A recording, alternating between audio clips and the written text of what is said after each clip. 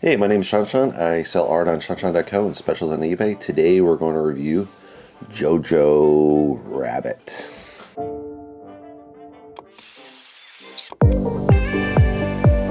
So Jojo Rabbit is a film by Taika Waititi. He's a Polynesian Jew, that's what he calls himself. He's got heritage on both sides, Russian Jew, and he's also Polynesian blood from his parents. So film is an hour and 48 minutes, so not too long, probably about right, I would say. The actors are Roman Griffin Davis plays Jojo, this 10-year-old boy who gets inducted into the Hitler Youth. Thompson McKenzie plays Elsa, this hidden Jew in his house. Scarlett Johansson plays Rosie, his mother.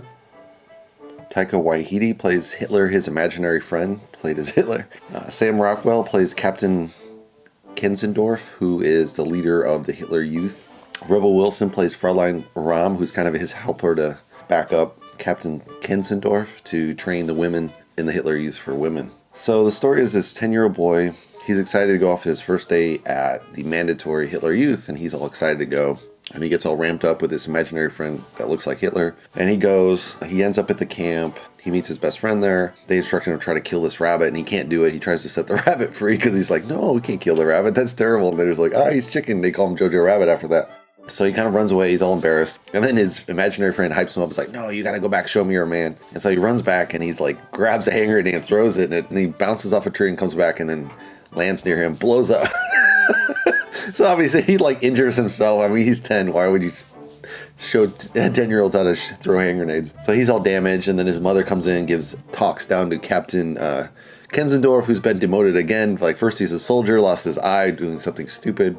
Then he gets demoted to Hitler Youth, and now he's demoted again. So his character arc just keeps going down and down and down through the whole story. Jojo is then sent home, and he's several weeks at home. And then while he's at home, he discovers that there's this Jew hidden inside the house, and he wants to out her. But then the Jew tells her, "Hey, if you tell on me, then your whole family's gonna go to the Gestapo." And he's like, "Oh, really?" And then he realizes that it's dangerous to report her, but at the same time, he kind of wants to find out more about the Jews because it's obviously this huge conspiracy for him. He doesn't know anything. Everyone's been deported, and they have all these crazy lies about the Jews. And she makes up all kind of stories to fill Jojo in this little diary he's kind of writing. So that's kind of fun how they build a relationship from Jojo going as this pure kid going into the Hitler Youth, getting indoctrinated, and then he meets this Jew, and then kind of slowly gets pulled out of the Hitler Youth mentality. And then, of course, at the end of the war, he realizes it's all kind of terrible what had happened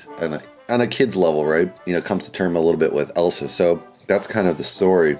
A lot of the criticism of the film has been about how they're softening the image of the Nazis, and I can kind of see what they're talking about as far as, they lessen the violence, they don't show the hatred as clean as they did. They show parts of it, but not at the extreme level. They do, I don't know if I agree with that, because they do show victims of the resistance, and people that are found out are just hung in the city square, by the Gestapo. So the kid is obviously exposed to this. They don't show the physical hanging, but they show the bodies hanging there, right? So the kid is just like, boom, what's this? And it's interesting because partway through the film, he just thinks it's normal, he's just sitting right next to these bodies hanging. He doesn't even think anything about it because it just becomes his everyday, so I don't think it's per se softening what happened with the Nazis in the say. It's from a kid's view, so your kid's view mentality would be very different. He would be kind of sheltered somewhat from it because the adults would still look at him as a little kid. They know they kind of, make him really tough as a Hitler Youth, but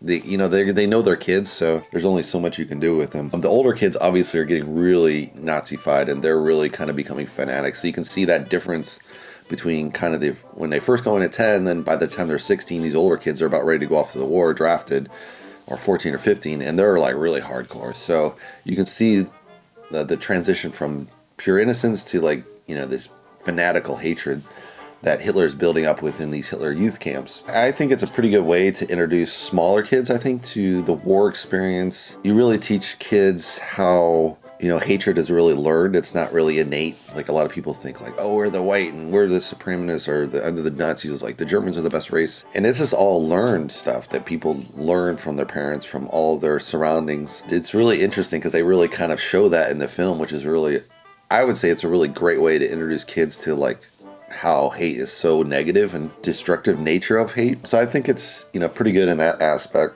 It does have, some lack of realism to the war, I would say, but I like the way it was shot, I think, from my perspective. At first, when I first went in this film, another aspect was they had this Hitler figure. And I was like, what the hell is this? And the marketing, you're just like, that's not Hitler. What the hell kind of comedy is this? This is going to be totally off. And it's really, you think, man, this is going to be really dark. They're kind of making Hitler as a joke. And you're like, what is this? So going in, you're going to kind of have like under your skin, like, you're kind of making Hitler look like a good guy in a way. But then once you get in the film, it totally makes sense as his imaginary friend. As Jojo, he's that age where you would have an imaginary friend. So that totally makes sense. In The Shining, they have an imaginary friend for Danny as he's introduced to The Shining and all his powers. The same thing here. This kid is being introduced to, he's being German and they're considered the pure Aryan race. And so he's being swept into this hatred movement of the Hitler Youth. So I kind of like that idea of using Hitler as his imaginary friend, as well as kind of the transition from, at first they're best buddies, and then he's a guidance figure for like how to deal with life. And then later he's seen as the enemy of Jojo. So at the end, so he's gone from pure love, adulation to guidance to get rid of this guy. So it has a really nice character arc there as well. As far as this part of the story where the family is hiding a Jew in their house, up until 1945, it's a bit unrealistic. The Gestapo were extremely thorough at this period. They would go house to house to all the Germans. They would always check papers. So it wasn't like you could get away with for years and years and years of hiding a Jew. It might be a few that escaped, but I just felt that was kind of unrealistic because the Gestapo were extremely thorough and people were very fearful. And any trace of someone hiding someone else or doubling their food rations versus someone else, it would have been kind of obvious. So that part of the film I think is, a little bit unrealistic, but it works. You really need it for the plot device for this young kid. He's growing up under, he doesn't know what Jews are, just all these stereotypes from the Nazi propaganda. And then he meets Elsa, and then he's like, oh, he doesn't know what to do, and his Hitler guidance is kind of struggling with it. And then later he realizes Elsa's a normal person and really nice, and that all the stuff about them was, it's kind of false, So that's a really great transition, character arc as well for Elsa. She, comes to terms with, like, her boyfriend died in fighting for the rebel cause because she's Jewish, so that's obviously he's gonna not many people survived any kind of attack against the Nazis per se. There were a few battles here and there, but in general they kind of all got massacred, right? So they kind of paper that over a little bit, and especially her story of seeing her parents being deported, but she's not deported. Is like they rounded up the kids first and then later maybe the parents and stuff. So a family wouldn't be sent, like the kid wouldn't usually escape. I mean, if they were able to plant their kid with someone else, maybe. So that might be possible, but eventually I think she would have been, in the reality, she would have been uncovered earlier in the war and been sent to the concentration camp and obviously disappeared. But it works for this story, I think, to really humanize what a kid growing up as a German kid considered the superior race, and then he's confronted with like a real Jew, and then he's like, oh, well, none of this propaganda kind of makes sense, but from his viewpoint. So if you think about it from a 10-year-old, I think it's a really great way to explain to that age range, 10 to 13 is kind of, you can explain like how the war works. And then later introduced into more serious material like Schindler's List or Sophie. There's a lot more great Holocaust films out there, but I think they're more appropriate when you're 16, 17, 18. And this is kind of maybe a younger generation. You would expose them this way to show like, hey, there's hatred, but in a softer form. And this type of film wasn't really allowed to make until recently because earlier people looked, first they kind of vilified the Nazis right after the war in the 50s, 60s, and they just had all these World War II battles, and then later you got the 70s, 80s, 90s, you kind of got into like the Holocaust part of it, which, I think are really important. And now it's evolved to, it's like 2-3 generations out, and we're able to kind of look at the war more neutrally, I'd say. And I think, the guy who plays Hitler is also the director, Taika Waititi, such a hard name to pronounce.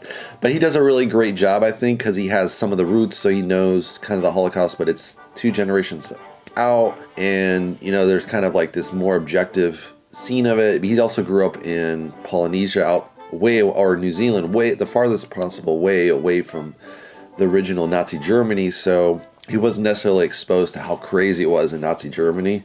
So hence the film doesn't have the extreme racism that would have been underneath the Nazi war machine. And so some of the kind of the Nazi soldiers, and Rebel Wilson plays Fraulein Ram, they're kind of softened. They're, you know, showing kind of the badassness of the war machine, but not necessarily the hatred towards the Jew that drove them towards war. So, you know, that is a little bit unrealistic, but I think from a 10-year-old perspective, this is kind of how it would be approached, and probably how they might actually treat a 10-year-old, probably a little bit harsher in the war, obviously. But yeah, I pretty much liked it. I think it's a really good film, and I recommend it. Hopefully if you want to subscribe, you can subscribe below.